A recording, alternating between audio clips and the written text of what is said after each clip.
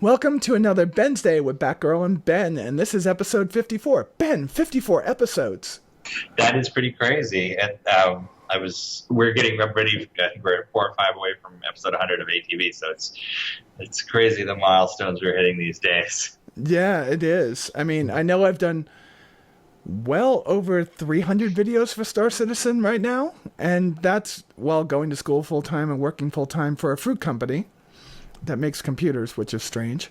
But I mean, no one's gonna figure that one out. Yeah. Well, it's a pear pod. Yeah, iCarly. Yeah, iCarly.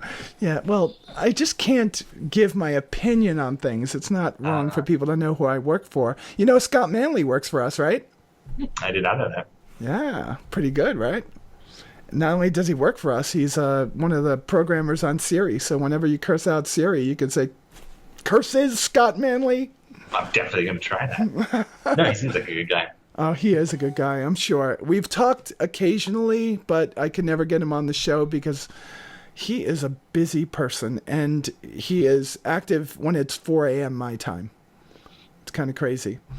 All right, we have a couple of questions today, but before I go any further, I want to talk a little bit about Richard Monson Havel, which we're going to call Max Strange. He runs a site called maxstrange.com, and it's max-strange.com. And he is giving away, or I should say his site is giving away, a Buccaneer. Now, Max Strange is putting out some amazing Star Citizen-based fiction out there, and he has asked me if I wanted my persona to be a character in one of his stories. So I'm kind of excited about that because I'm waiting to see how Star Citizen it includes Nikki, Batgirl, D'Angelo in the verse. So we'll see how Max does it here. And his storyline with me is going to be about a pirate, which is awesome because I have fallen in love with your latest ship. How are sales on the Buccaneer going? Pretty good. Pretty good. Yeah, the Q&A actually diminished a little bit of the hype on the... Yeah, okay, so you know... That is Matt Sherman for you. I'm not going to sugarcoat anything. I'm going to tell them what it is. Yeah. So do you want to respond to that in your own way about... Because you obviously are one of the people that designed the idea of this ship. So do you want to talk a little bit about the Buccaneer? I can. I mean... It's a cool pirate fighter, so... Okay. I mean, what people are looking for is that if you're with other Drake ships, does that mean you have some kind of advantage? It's difficult to say advantage because people take it the wrong way. I mean, it's more of a... I mean, is a ship you work harder to get an advantage over a smaller... I don't know. I don't want to go there. Well, we already know the answer to that because the U.S. Air Force developed Red Flag and the U.S. Navy developed Top Gun to prove that it's the pilot and not the ship, right? It's certainly to a significant degree going to be the pilot. But, you know, we do put in these things like, we want these ships to work together. And, yeah, maybe it's an advantage if you have a caterpillar full of dragonflies and you put out a screen of them. And, you know, it's more of, we're thinking how it works in the game universe and we're thinking of stuff that will be fun. But we never want there to be something like, this is a ship you buy and this is the way you upgrade it and that's the way you win. So we avoid that, but some trade-offs and all that. Well, those of us that are in the PTU already understand what the word win means, and that's not really as relevant as it is in a game where there is a win, right?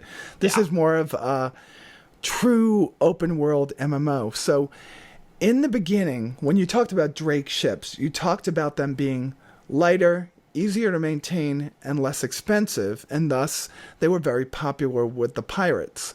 So maybe what people are looking for is, why is a pirate going to seek out a Buccaneer over, say, a 300i, a 325, a Mustang? There's so many other ships out there. Why are they going to choose this Buccaneer over the rest? Brand loyalty. Buccaneer is much more oriented towards, clawing you to death. Whereas something like 300 is much more of a platform for, you could take this a little bit in 5 different directions. It's your choice. Okay. Now, are you guys holding some kind of secret over there that the Caterpillar is going to have like this launch bay for Buccaneers? We certainly have some surprises about the caterpillar. I don't know if it's that specifically, but not specifically, but maybe. I'm not going to get you to say it, so don't even answer. My only regret about this, Sally, is that we started getting in the new exterior images of the caterpillar just after we launched, before we could include them in the paintovers we did with the cat. So okay.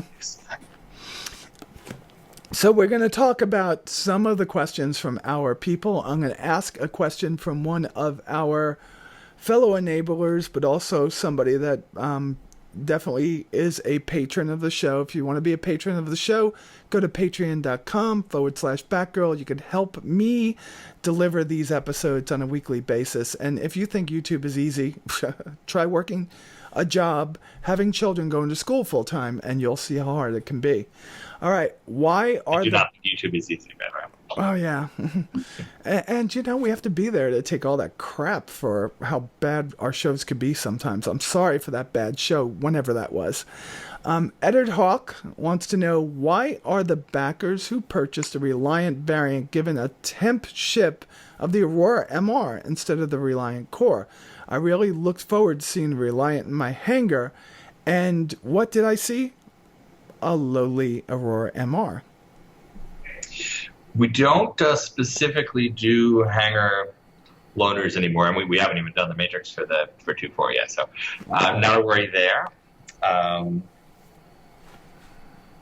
Yeah, it's just something that I'll... So essentially, if you buy, like, for people that bought, like, say, one of the variants of the Vanguard right now, I can see I think the Warden. Yeah, I see the Warden in my hangar. You see the Warden in your hangar, and what Reliable. Yeah, he is just that 2.4 is still on the PTU, so we don't have the loan out matrix. So the loan out matrix is not in the PTU. Right. It's not the final one. Once we go live for 2.4, there'll be a Reliant loaner for Reliance, and Star for Gemini for Gemini folks. All that. Okay, that's good. All right, so we have a long one from Xenomancer, who has asked us before, and he had a lot of things to say about, well, I think maybe in one of our past issues, episodes, I might have said some things about Trek that weren't so good. Just so you know, I am a huge Trekkie, so if I said something negative, I'm the one that has to hold me accountable for that. So we're going to let Xenomancer ask these questions, and, well, actually, thank you very much for submitting these questions. Not that we're going to let you, but we really need you to do this. Have you guys figured out how to land a fully laden Hull B or Hull C yet, since they are the largest of the Hull series, still capable of landing planetside in theory? In practice, I'm having trouble picturing the landing mechanism as the art currently depicts the ship with these little legs. The original concept art had it folding up, and you'd have to drop off the back of the cargo first. I expect that once we get to white boxing, gray boxing, the hull, that will change. So no change since the concept, but that's just because it hasn't gotten to a technical designer since then.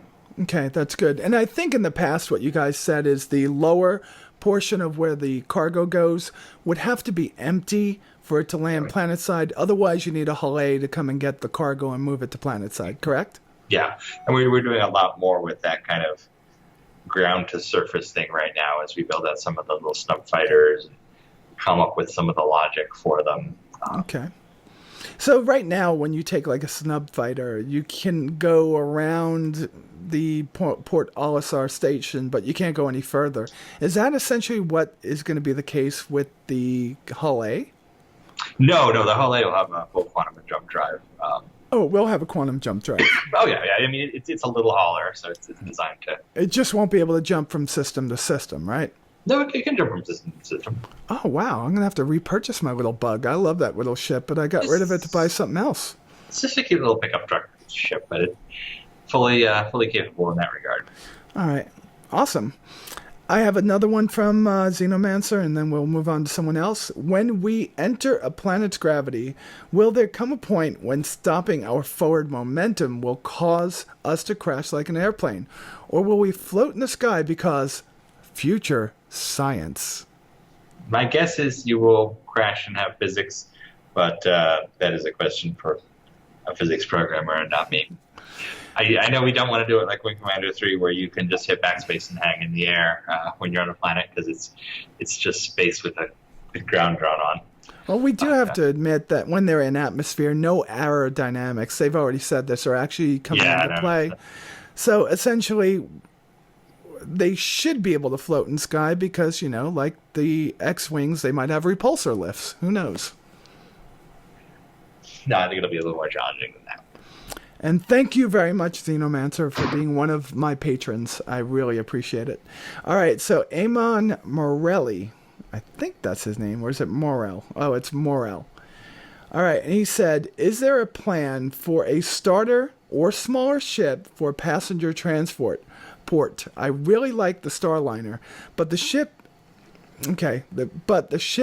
is too beautiful to fly in lawless space and risks being destroyed as it is too big. If not, will I be able to in the future to put additional seats in the Freelancer's cargo hold? He must be from another country, so I'm trying to make this work. Understand what he's saying?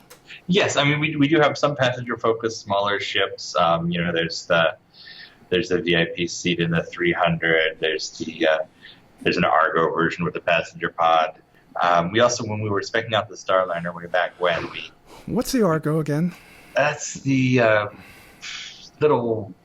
If you saw some of the squadron stuff we put out, it's the ship that lands and delivers you before the shuttle, right? The shuttle, yeah. Okay, go on. So we did spec out a whole range of sizes for Starliners when we first looked at that. So we kind of have this idea in our head that once the Starliner is done and in and working and all the mechanics are in, and that's late phases. That's stuff that's happening as and after the game goes live. We would be able to do, okay, so here's the Learjet version, and here's the Supergiant version, and so on. So it's in our heads, but it's not a priority. Okay. And that makes sense for something to be later on when the game goes live, right? To worry about that. But a starter passenger liner, something like a bus, that would be pretty cool, but definitely not a priority. Space bus. A space taxi. I still think the perfect space taxi would be put passenger seats in the back of an Avenger and you've got a taxi. That would be perfect. All right. Now I'm going to ask my own question. All right. Is Marvel on crack? Captain America part of Hydra? No, everybody else in the world is on crack. It's a comic book. These things happen. Oh, come on. Okay, let's go back into Star Citizen. I was starting to cry there a little bit because of things that I was thinking about when I read this particular one. But let's go on. I'm sure it will turn out to be there's more to the story, or we will reset the character, or everything will change. Or it's a different universe like the Dark Knight and Batman. I don't know. But I cried when Bucky killed Captain America a little bit. I was choked up in the original Civil War comic, but, that turned out to be nothing. So who knows?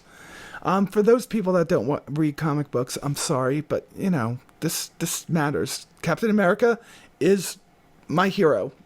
All right, so Sigma Sick. He wants to know, will it be possible to customize a Cutlass Red as a science ship, replace the medical stuff with some computers, workstations, something like the Reliance send, but Drake? Or will it be possible to partly customize your interior, quarter or medical beds, quarter prisoner cells, and some empty space for cargo? In other words, section it off and do a little bit of each to have a 3-in-1 Cutlass. We will be building out more internal add-ons for ships like Cutlass. I can't promise any of those ones specifically right now, but definitely in our heads. Now, the Cutlass is changing, but is it changing drastically or changing more to fit the role that you have redesigned it for? In your mind. In my mind, it's going to be a pretty big change. We'll see what the actual technical designers want to do with that one. So. Is that far ways out, like after Citizen Con, or we might see that before? I don't think you'll see it before Citizen Con, but we'll probably be working on it around then. Okay, cool. And big things happening between Gamescom and Citizen Con? I'll be in Europe for 2 weeks, so hopefully not. Yeah, all right. Yeah, just remind me that you're not going to be here for Dragon Con. Go on. But we do get Dragon Con all set up. You're going to have a couple folks from CIG there. Sandy? Sandy will be there. Justin? Sandy, no, not Justin. Tyler and Tyler from Austin. Pete Mackey from Austin. Pete Mackey, okay. So Tyler's from Austin. He's one of the new community managers. Then him and he worked in QA before this. He was like QA lead. Okay. Now he works with Jared, right? Or for Jared? With or for? With. Okay, awesome. Okay, just wanted to know. Will exploration have its dark side, for example, using mentioned modified Cutlass Red to catch some space monkeys, throw them into cells, use medical stuff to take samples, or etc.? I have no intent on illegal exploration, but I'm curious. I didn't hear anything after Space Monkey, and generally when a question is that specific... Well, I mean, come on. Could you turn a Cutlass Red into, say, the Winnebago that Walt White and Jesse used to make meth? I hope so. Yeah, so that might be good. So, I mean, he's looking to do, like, illegal stuff with monkeys, and we're going to leave it with him. I got John Prine's Space Monkey stuck in my head now. Space Monkey. Okay. Okay. So we're going to go down to... I think I know how to say this, but I don't know. Phobal Gilneas. I can't say it. Hello, Ben and Nikki. Question: in this week's ATV, which was last week, it was mentioned that the Herald would make a great forward scout for a convoy, darting through a wormhole, doing a quick scan, and retreating back to report on any ambushes. I had planned for the Cartual to perform that duty, but due to the lack of any detail on the scanning capabilities of the Cartual, does that mean the Herald is a better fit for that job? The Cartual should be fine for that. It's intended to be a scout, and that's scouting. Yeah, I would expect things like the Cartual and the Herald, and also maybe one of the Mustangs to be able to handle that, right? That I should stress something about the car too, because I see this all over the place. There's some fun out there about it. Yes, it did lose the extra seat. No, it did not change roles. Okay. No. And you guys had mentioned that somebody had said the seat may return. Is that still a possibility? We're going to look at it. From talking to the animators and the tech designers, it sounds like it would require a pretty significant redesign. So maybe you just put a really, really good AI computer on that ship. Kind of like the one that... Never mind. I started watching another one of those DC shows, and it was The Legends of Tomorrow. It's got awful, but it was okay. All right, so Neil... Oh, God, I suddenly remembered Andrew Dice Clay, who I have waited on when I was a waiter in New York, and I got Neil and Bob in my head. I'm sorry. Can we hint about the interesting shape of the Polaris? No, I'm sorry. Okay. I'm dodging all the questions today. That's fine, but people ask questions. I've got to ask them. You're allowed to dodge them, but maybe you can give us insight on some other things, like when you deflect, you talk about something else, like a politician. Yes.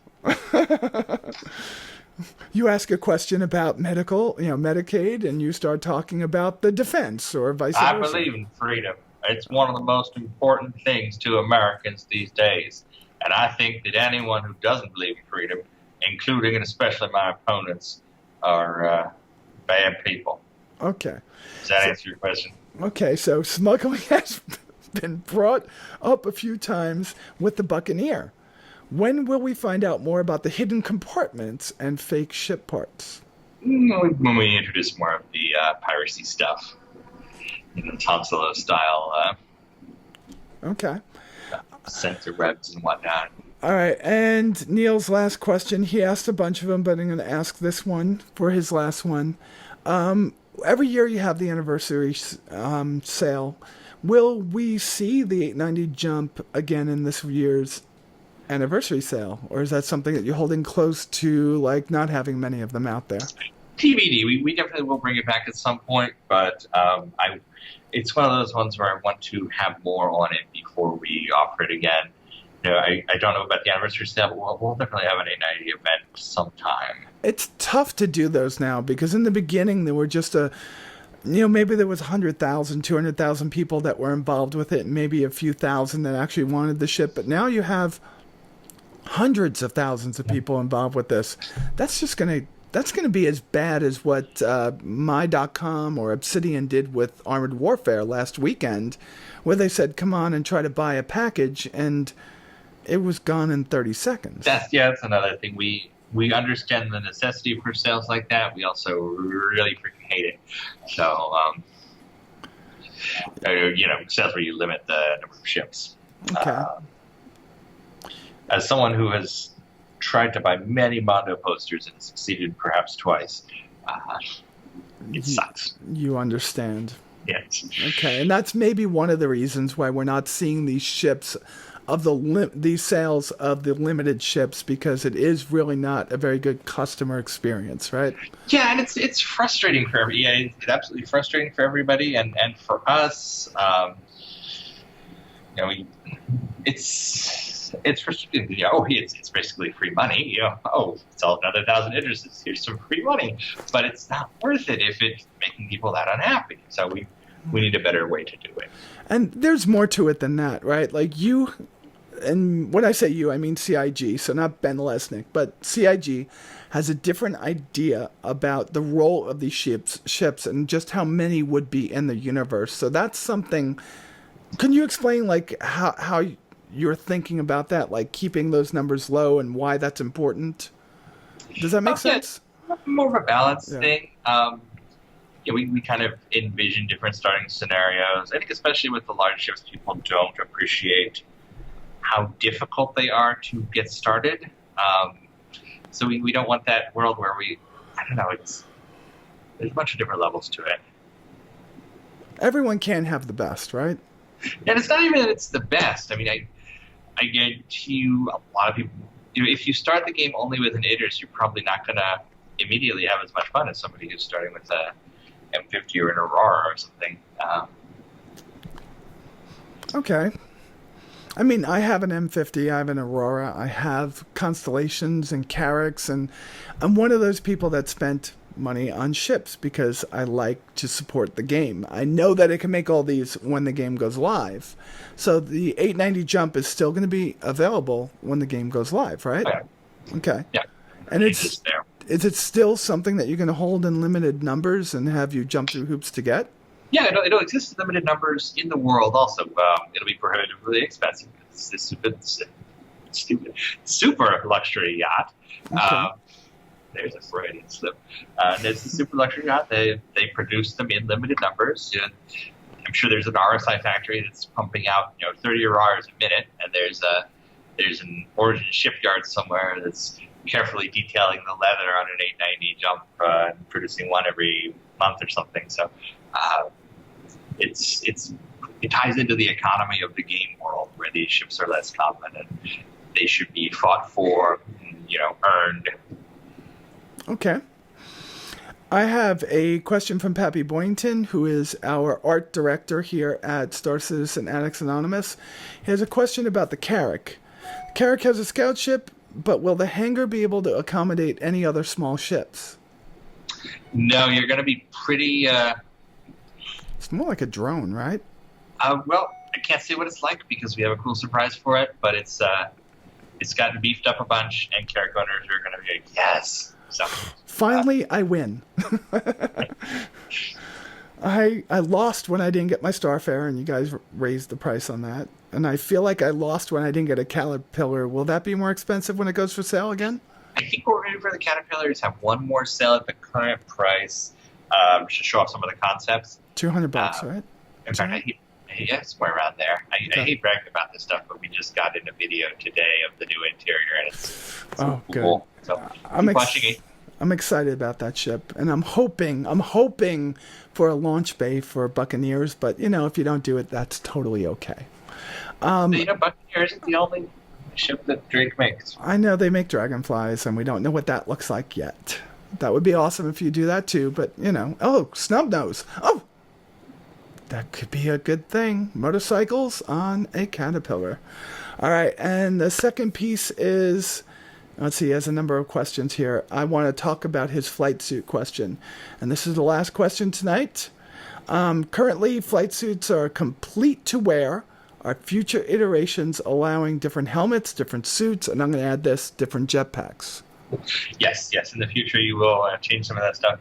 In fact, we had a helmet that we were looking at the other day that, again, this doesn't work for anything. This doesn't work for anything. It's cool looking, but it doesn't feel right. Oh, wait a minute! It looks great on a space motorcycle. So, okay. Look forward to that. I can't wait.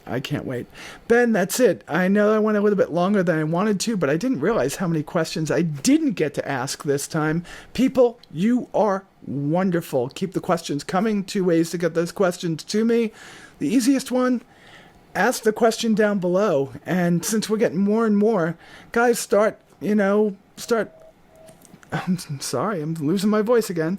Start giving the thumbs up to the questions that you like the most so I could help pick, so it will help me pick the ones that you want to hear answered on the show. Second way to get the questions to me is starcitizenaa@gmail.com. And those usually get asked every week because you've taken the time to eloquently write out an email and send it to me. And thank you for those that have done it. And the third way to get a question asked is to just be a patron. And thank you very much, my patrons. Ben, you went to Starfleet Academy this week. Oh, yes. We wanted to get out of the apartment because we spend a lot of time when we're not working, sleeping. So this weekend, we had a 3-day weekend for the first time in forever. You can get sent to a convention or have any crisis. So we were looking for something in the area to do. My brother was like, well, they shot all the exteriors for it's the exteriors of Starfleet Academy and a bunch of other. It's the sex planet they go to in the first season of Next Generation. Awesome. So we went there and brought our Gorn mask, and there's pictures on social media. So with how successful Star Citizen is going to be, can we expect a TV show someday? No, Great. I'll ask Chris that. All right, Ben, thank you very much for joining me. I will talk to you again next week, and you have a wonderful weekend. All right, you too. And for the rest of you, y'all be safe out there, and I'll talk to you soon. Bye.